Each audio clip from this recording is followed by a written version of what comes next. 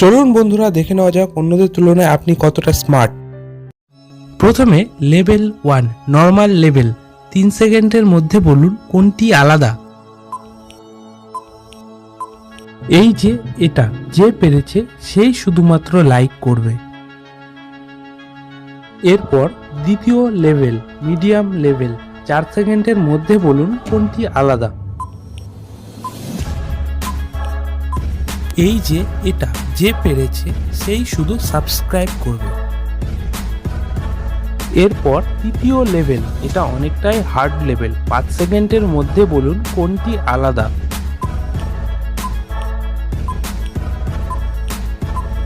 বাহ, very good. এটা অনেকটাই কঠিন লেভেল ছিল।